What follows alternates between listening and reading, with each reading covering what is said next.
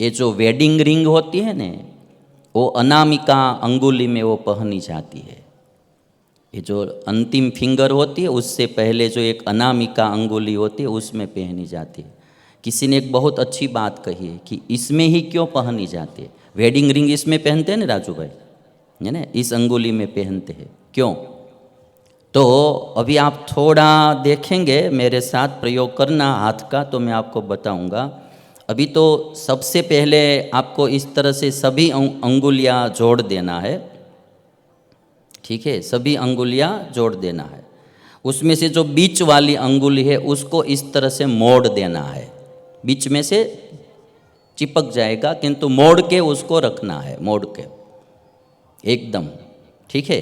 बाकी की छूकर रहेगी और बीच वाली जो है उसको मोड़ के ऐसे ही रखना है।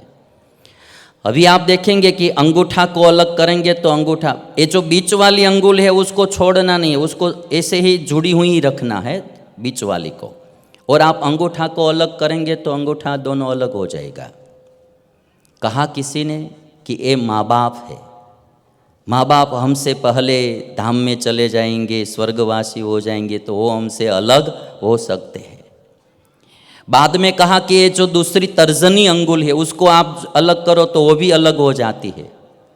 ये जो है हमारे भाई बहन है, शादी के बाद भाई अपने रास्ते पे चला जाता है, बहन भी अपने रास्ते चली जाती है, तो वो भी हमसे अलग हो जाते हैं भाई बहन।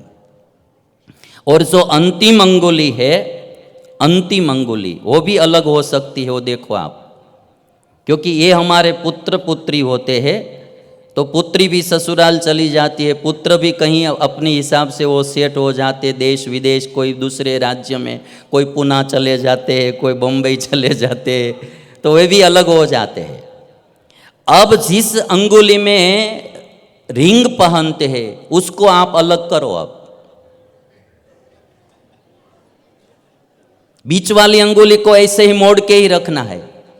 जिस अंगुली में रिंग पहनते हैं उसको आप अलग करो, वो नहीं हो पाएगी।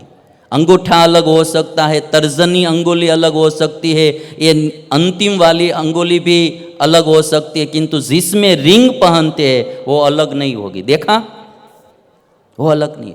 इसीलिए कहते हैं कि रिंग इस अंगुली में इसलिए पहनते हैं कि मरते दम तक पति पत्नी अलग नहीं होते हैं, मरते दम तक पति पत्नी नहीं। ये तो हमारी भारतीय संस्कृति है ने। यहाँ तो आप समझते कि साथ साथ जन्म तक वही पति की मांग होती है कि पति देना तो यही देना, ऐसी मांग होती थी। तो ये हमारी भारतीय संस्कृति। करवा चौथ का व्रत रखते हैं पति की आयुष बढ़े, है ना, करवा चौथ का व्रत रखते हैं पति की आयुष बढ़े। पतिव्रता का धर्म बताया गया है, पति को भोजन करवा के ही भोजन करना चाहिए। पति सो जाए बाद में ही स्वयं शयन करे।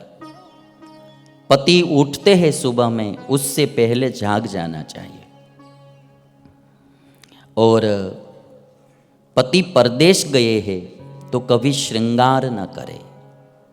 हमारी भारतीय संस्कृति बताती है श्रृंगार पति को सुखी करने के लिए होते थे। आजकल बिल्कुल उल्टा हो गया। अभी तो क्या है कि कहीं बाहर जाना है तो ही श्रृंगार करते, पति के पास तो ऐसे ही बाल बिखरे हुए होते हैं और कैसा भी, पति के पास तो कैसे भी रहती है। बाहर जाना है कहीं घूमने फिरने के लिए तो ही श्रृंगार होता है। पतिव्रता का धर्म है कि पति के बिना श्रृंगार भी न सजे, पति की आज्ञा बिना कहीं न जाए। कहीं जाना है तो पति की आज्ञा लेकर ही जाना चाहिए। घर में अधिक व्यय ना करे। पता चले कि मेरे पति की आर्थिक व्यवस्था अभी ठीक नहीं है तो घर में ज़्यादा खर्चा नहीं करना चाहिए। एकदम सोच समझकर घर चलाना चाहिए, ज़्यादा व्यय नहीं करना चाहिए। और रजस्वला धर्म का पालन करना चाहिए। जो स्त्री अपने पति से द्वेष करती हो उससे संभाषण न करे। कोई पत्नी अपने पति से द्वेष रखती है और पति की निंदा करती रहती है, पति के बारे में कुछ न कुछ बातें उल्टी सुल्टी करती रहती है, तो वैसी नारी का संग नहीं करना चाहिए, क्योंकि उसका संस्कार हम में भी आ जाएगा। ये नहीं करना चाहिए। एक नौकर था, तो उसकी पत्नी भी नौकरानी का काम करती थी एक सेठ के वहाँ। तो एक दिन वो नौकरानी का पति सेठ के वहाँ गया और कहने लगा कि कल से मेरी पत्नी आपके वहाँ नौकरी में नहीं आएगी। तो सेठ ने कहा कि क्या कोई पैसा या आमदनी कम होती है या पैसा कम मिलता है इसलिए नहीं आएगी? तो ना, पैसा तो आप 3 गुना देते, पगार तो 3 गुना ज़्यादा देते, तो फिर तुम्हारी पत्नी क्यों नहीं आएगी यहाँ नौकरी में? तो कहते कि सेठानी रोज आपको मारती है ने, वो देख देख कर मेरी पत्नी में भी वो संस्कार आने लगे हैं, इसलिए मेरी पत्नी कल से यहाँ नहीं आएगी। तो ऐसे लोगों का संग भी नहीं करना चाहिए। और शिव पुराण में कहा है कि पति के प्रसन्न होने पर प्रसन्न होती है और पति के दुखी होने पर दुखी होती है। ये पतिव्रता नारी का धर्म है। पति से ऊंचे स्थान पर कभी न बैठे, पति को कोई अपशब्द न कहे और पति के साथ झगड़ा भी नहीं करना चाहिए। पति को कभी मारना तो नहीं, पति को कभी मारना नहीं। जो पतिव्रता नारी होती है ना, तो सुबह में उठकर अपने पति की पूजा करती है। तो दाहिना जो पैर होता है उसका जो अंगूठा होता है, वो अंगूठा कोई कोई भक्त लोग हमारे वहाँ आते हैं सुबह सुबह दर्शन करने के लिए, तो मैं देखता हूँ तो उसके दाहिने पैर का जो अंगूठा होता है उसका नख लाल होता है। तो पता चलता है कि इसकी सुबह सुबह में पत्नी ने पूजा की है। तो पतिव्रता नारी जिसके घर पे होती है तो उस पति के दाहिने पैर का अंगूठा का नख लाल होता है और किसी किसी पति का गाल ही लाल होता है।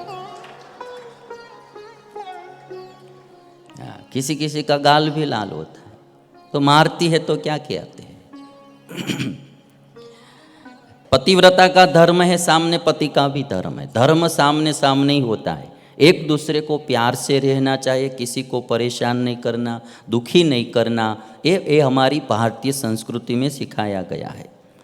और एक बात मैं बताऊंगा कि सारी दुनिया में जितने भी लोग हैं, जो पति पत्नी का संबंध है वो सबसे लंबा चलने वाला संबंध है।